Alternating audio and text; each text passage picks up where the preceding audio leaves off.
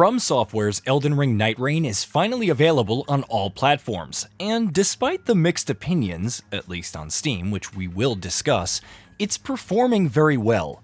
In less than 24 hours, the developer announced over 2 million digital sales and shipments worldwide. Considering Shadow of the Erdtree sold over 5 million in 3 days, Elden Ring crossed 13 million in less than 3 weeks. That's pretty impressive. However, it's also nuts for a multitude of other reasons. Right out the gate, FromSoftware advertises that this isn't a typical Elden Ring experience, though the name undoubtedly carries some marketing appeal. It's a roguelike game where players embark on runs over 3 days to slay one of the 8 Night Lords.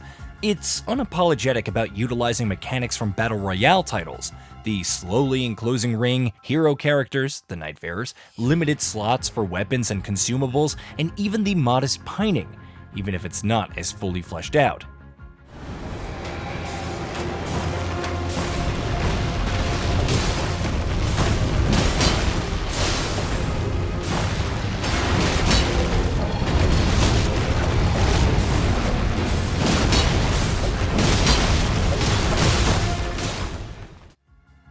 Revealing the true scale of a roguelike without going into spoilers is challenging, but it also did a decent job of highlighting the size of Limfeld, how it changes between runs, the different bosses, and so on.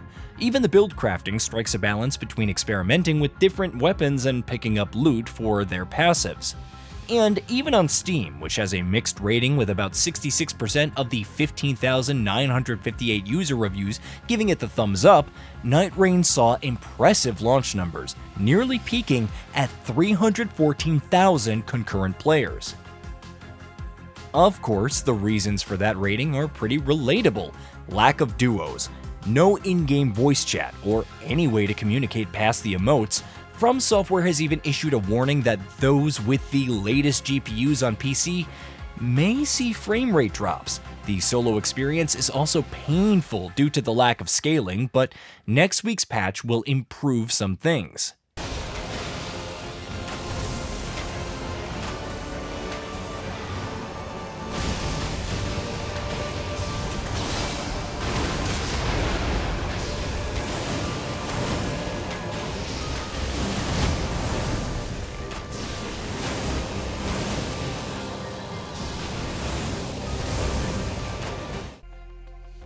Nevertheless, it's an incredible success, perhaps selling better than many expected. While some success was expected, especially since it was the third in Steam's global best-selling charts before launch, even I was surprised to see it cross 2 million in less than a day. Because it's always a toss-up whether players will accept to outright reject multiplayer games. However, the development team's approach was seemingly on track from the beginning. Not opting for live service and selling at a mid-tier price of $39.99 has seemingly done wonders. You don't need to log in for daily rewards, participate in limited time events, and best of all, no microtransactions.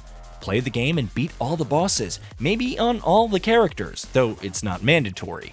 Then, you're pretty much done. While I wonder how this will impact matchmaking in the long run, especially the lack of crossplay, the additional DLC this year may provide a decent bump before the developer focuses on something else. Of course, the success of Elden Ring Nightreign also makes me question whether FromSoftware won't delve more into these kinds of multiplayer-only experiences in the future. To clarify, many of the developer's titles over the past several years, the entire Dark Souls trilogy, Bloodborne, Armored Core 6, Fires of Rubicon, and Elden Ring, all offer co-op, PvP, or both. However, they've always primarily focused on a linear single-player narrative. The multiplayer components are all optional. With Nightreign, it's solo play, which feels like the offbeat choice and not in a good way, given how the gameplay emphasizes quickly clearing out enemies and acquiring loot to stand a chance against bosses. I noted in my review how clumsy this felt even during remembrances when fighting special elite enemies for personal objectives. After the Duskbloods announcements for Nintendo Switch 2, one of the biggest questions is whether FromSoft will focus more on multiplayer games in the future. It was the second multiplayer-only title announced by the studio after all. However, director and president Hidetaka Miyazaki clarified that it doesn't mean the company has decided to shift to a more multiplayer-focused direction with titles going forward. We still intend to actively develop single-player-focused games, such as Elden Ring, that embrace our more traditional style, he said. However, that was before Elden Ring Nightreign launched and before its massive success, which should likely grow in the coming months. It doesn't mean the studio is pulling a Bungie, but by all accounts, Nightreign is an experiment. Director Junya Ishizaki was unsure how it would pan out in the long term, and that it would tell us how players feel about this kind of game, and this kind of new challenge for us. You could argue about the mixed reception, but sales talk, even for a game with valid complaints. And it's not like this will be a fluke. The Duskbloods introduces a new world and characters, but also adds on PvP and new mechanics, like marking others as companions or rivals and changing one's blood history. It's also a FromSoftware title exclusive to the Switch too. If Elden Ring Tarnished Edition becomes successful, you can bet that the Duskbloods will also succeed. It may even encourage a sizable number of players to pick up the Switch 2 to play it. All that said, FromSoftware isn't one to chase trends, even as multiplayer titles failed left and right over the years. It still went ahead with Nightreign and the Duskbloods. Instead of working on another Dark Souls or Bloodborne, which fans still clamor for, it released Sekiro: Shadows Die Twice, a vastly different experience that still retained the signature FromSoft feel. And even after the massive success of Elden Ring, its next project was Armored Core 6: Fires of Rubicon, the first mainline title in that franchise in nearly 10 years. Not every project has been a winner. Raise your hands if Deracine rings any bells, but the developer is very much one that does its own thing. Trends be damned. Even if it does opt for more multiplayer-focused games in the future, I could see it taking an approach similar to Ryuga Gotoku Studio and Yakuza. The mainline Like a Dragon titles have embraced a turn-based combat system, while spin-offs like Pirate Yakuza in Hawaii and The Man Who Erased His Name stick to real-time action. Then you have brand new series like Judgment and the upcoming Project Century.